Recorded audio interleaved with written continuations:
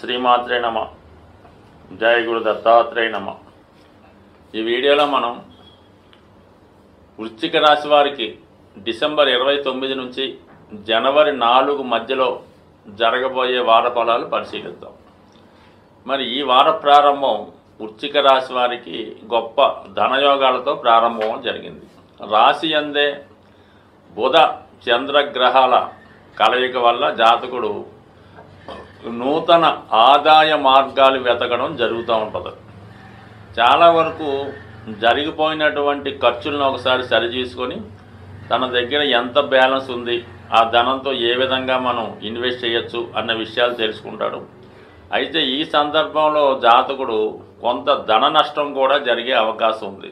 So ఏదైనా ఎవరికైనా ఇవ్వడం వల్ల కానీ, మీరు షూరిటీ పెట్టడం వల్ల కానీ మోసం ద్వారా కొంత ధన నష్టం జరిగే అవకాశం ఉంది. కొన్ని మీ యొక్క బలహీనతలకు, హెల్పింగ్ నేచర్ వల్ల, ఇతరులకి సహాయం చేయడం వల్ల కూడా కొంత ధనం చేతులు మారే అవకాశం ఉన్నది.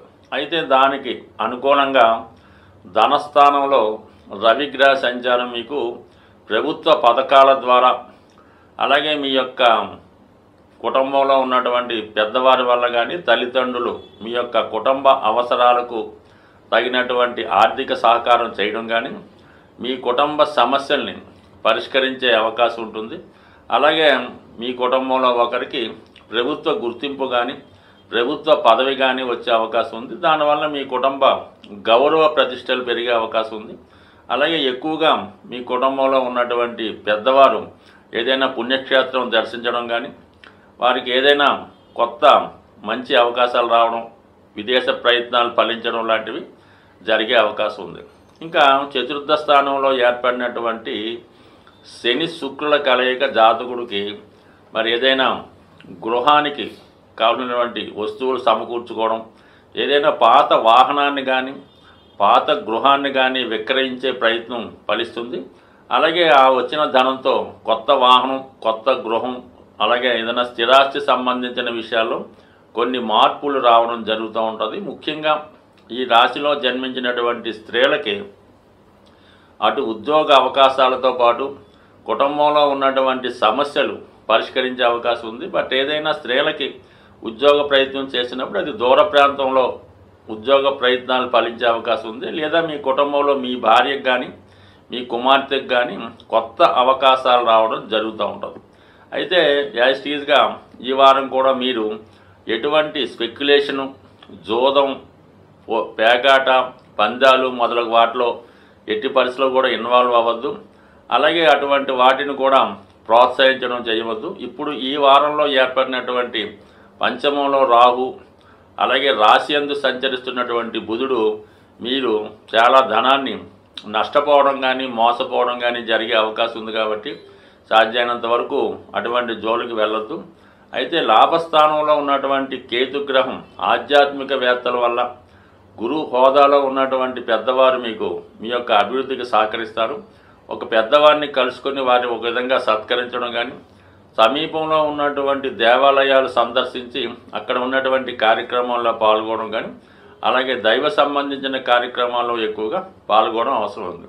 బట్ ఏదైనా ధనస్థానంలో రవి, లాభస్థానంలో కేతు సమయానికి తగిన ధనాన్ని ఇవ్వడం జరుగుతూ ఉంటుంది. ముఖ్యంగా మరి పంచమ స్థానాధిపతి వక్రించి సప్తమంలో ఉండడం వల్ల మరి వివాహ సంబంధాలు చాలా వరకు పెండింగ్లో ఉండడం జరుగుతుంది.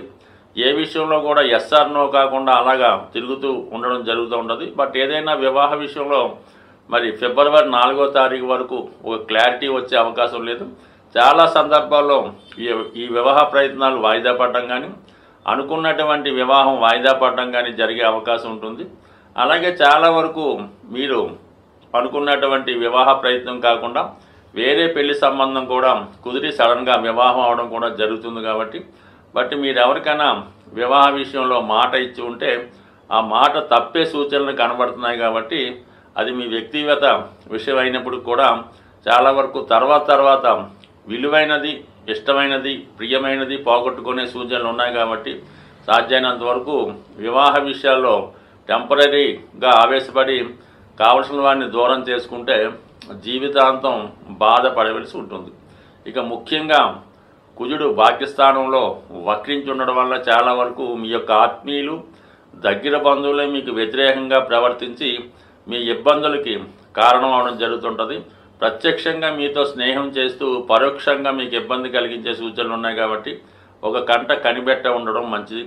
బట్ ఏదైనా ఈ వారం మనం నూతన సంవత్సరంలోకి అడుగు పెడుతున్నాం కాబట్టి రాబోయే 2025 ఎస్పెషల్లీ వృశ్చిక రాశి వారికి కొత్త జీవితాన్ని కొత్త ఆనందాన్ని తీసుకొచ్చే అవకాశం ఉంది. జాతకంలో ఉన్నటువంటి దోషాలు తొలగించుకోవడానికి గ్రహాలు ఇబ్బంది పెడుతున్నప్పటికీ వాటి యొక్క పరిష్కారానికి కూడా ప్రతి సంవత్సరం ప్రతి నెల ప్రతి వారం కూడా ఏదో ఒక అవకాశాన్ని మనకి భగవంతుడు కల్పించడం జరుగుతూ ఉంటుంది.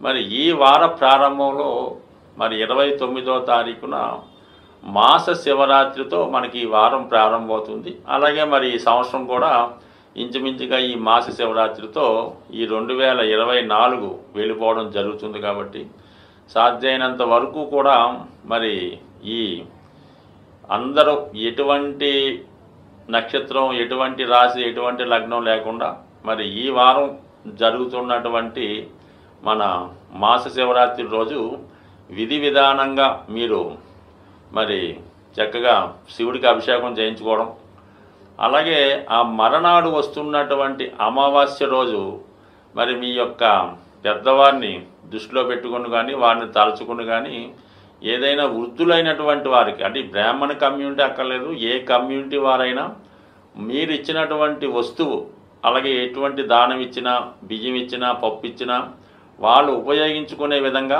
వారు తీసుకునేది కూడా వాళ్ళు చాలా ఇష్టంతో తీసుకున్న వారికి మీరు ఈ అమావాస్య రోజు మీ పెద్దల యొక్క పేరుతో ఏదైనా వారికి భోజనానికి తగినటువంటి ఆహార పదార్థాలు ఇవ్వడం వల్ల ఏంటంటే మీ పితృదేవతలు కూడా సంతోషించి ఈ అమావాస్య రోజు చేసే ఈ మంచి కార్యక్రమం మీకు రాబోయే సంవత్సరం అంతా మంచిగా ఉపయోగపడే అవకాశం ఉంటుంది. కాబట్టి ఈ 2 రోజులు కంపల్సరిగా మీ యొక్క స్థాయిని బట్టి విధి విధానంగా చేయడం చేయండి.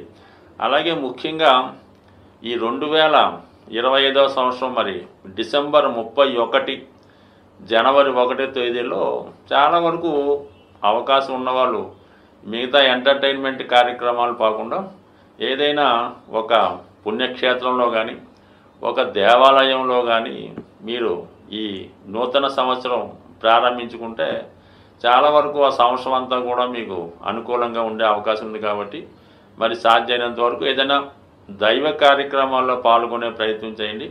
సరే పిల్లలు యువకులు ఎలాగున్నా సరే కనీసం పెద్దవారైనా సరే కొత్తగా మీరు ఈ 31st రోజు ఏదైనా ఒక ధ్యానంలోనో ఒక భజన కార్యక్రమంలోనో ఒక పుణ్య కార్యక్రమాల్లో చేయడం వల్ల చాలా వరకు రాబోయే 2025వ సంవత్సరం మరి ఎక్కువగా మరి స్త్రీల యొక్క ఆధిపత్యం కొనసాగే అవకాశం ఉంది. అంటే 2025లో 2 రెళ్ళు వచ్చాయి కాబట్టి ఇవన్నీ కూడా స్త్రీల యొక్క ఆధిపత్యం ఆల్రెడీ మనకి 2000 సంవత్సరం నుంచే స్టార్ట్ అయ్యి అది 2020 నాటికి చాలా పీక్ పొజిషన్ చేరింది. అంటే ఇంచుమించుగా వివాహానికి అమ్మాయిలు దొరకని పరిస్థితి ఏర్పడడం జరిగింది.